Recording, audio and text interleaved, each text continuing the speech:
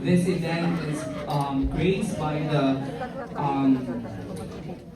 Her Excellency, the Philippine Embassy Ambassador from Japan to Philippines, Tokyo to Philippines. Let's welcome on stage. Let's welcome on stage Her Excellency, Philippine Ambassador Believe Garcia Albano.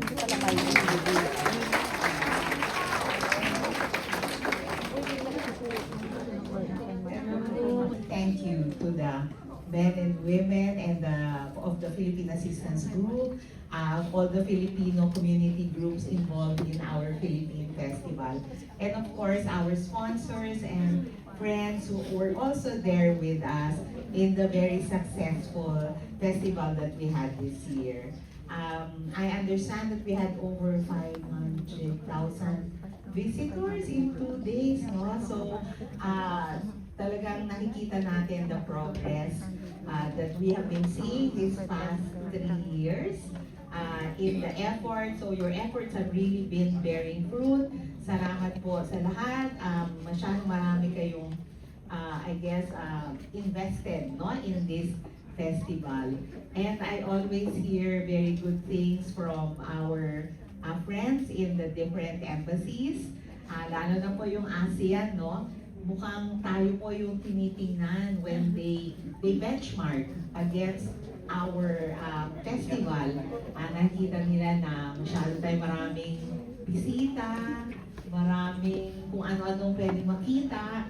And the smell of the food, you know, I always tell visitors, you must come. It's only because when you enter, maamoy mo na yung barbecue, talagang bango-bango, di ba?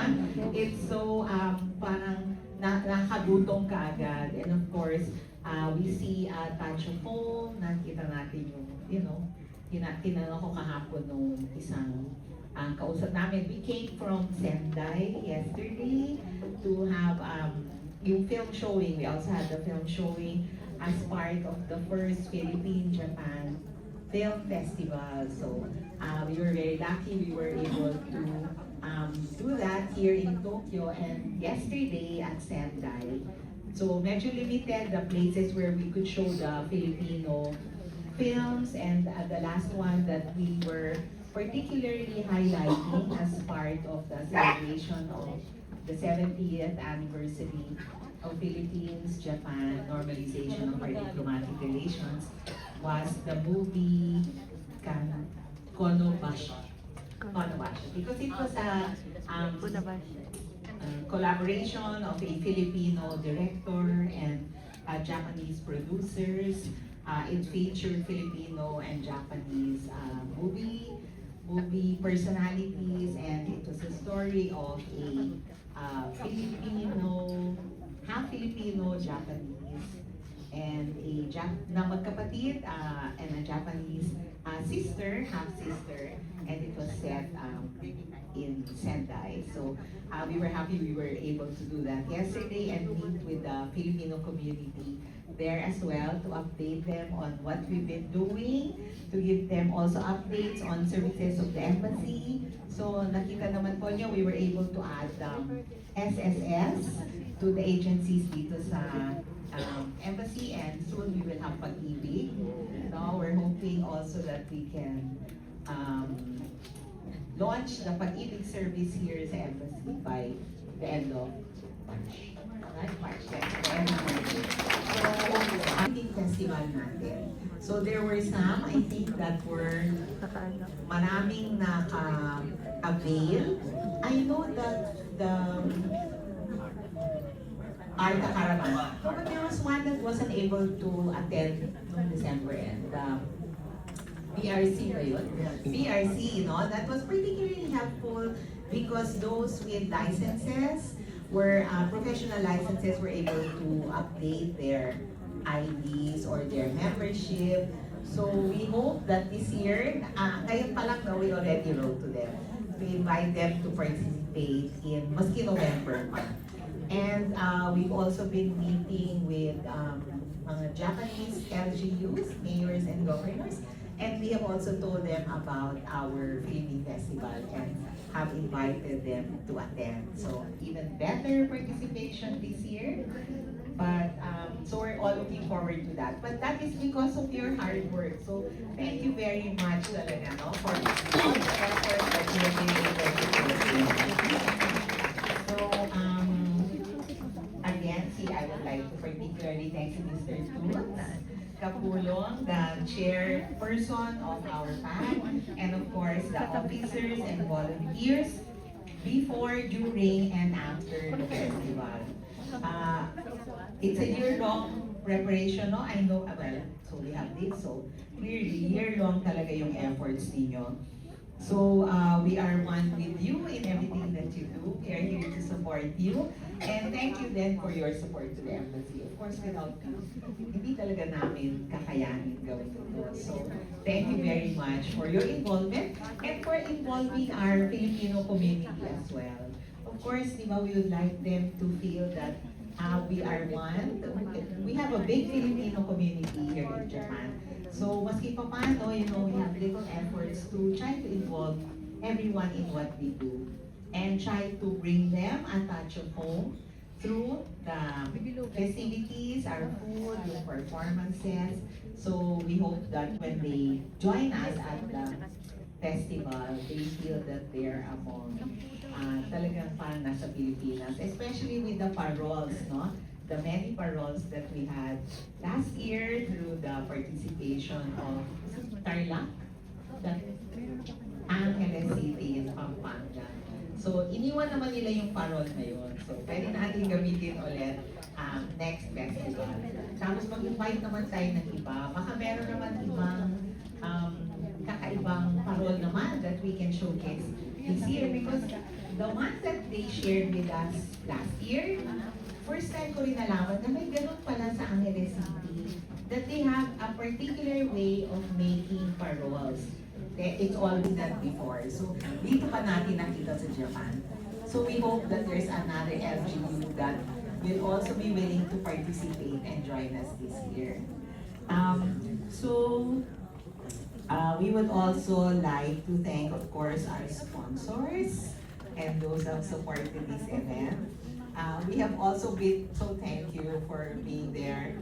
It costs a lot of money to put on the festival, so we're happy that we support our Philippine Assistance Group. We've also been able to meet some entities, no, through the Philippine Embassy, and we have also asked them kung pwede, if they could participate again this year and support the efforts of our PAD.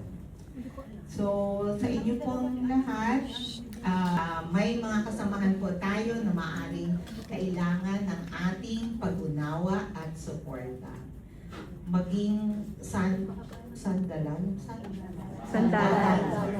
Maging sandalan po tayo ng mga kasamahan natin, lalo na ang may mabigat na pinagdaraanan. So, na-invite po kasi kami, I think it was last year, no?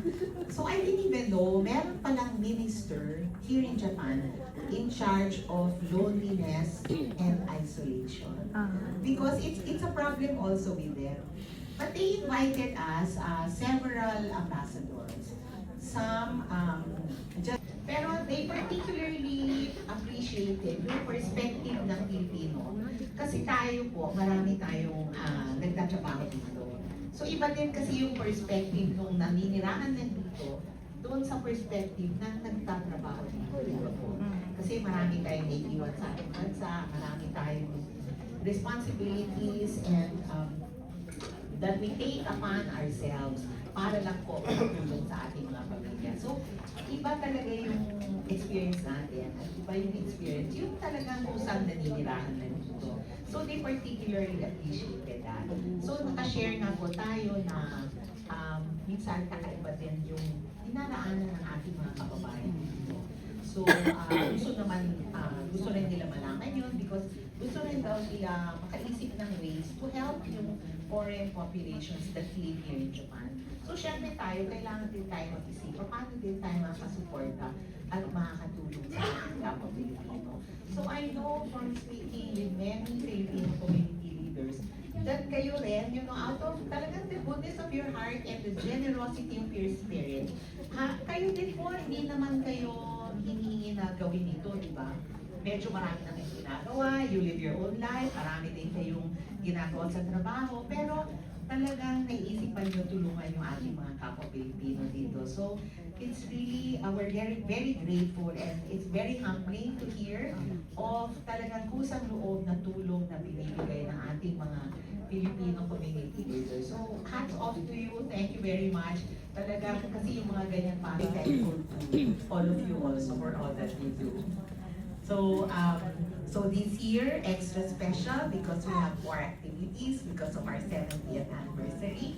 So we look forward to working with you to make the Philippine Festival an even bigger success that it has been in the past.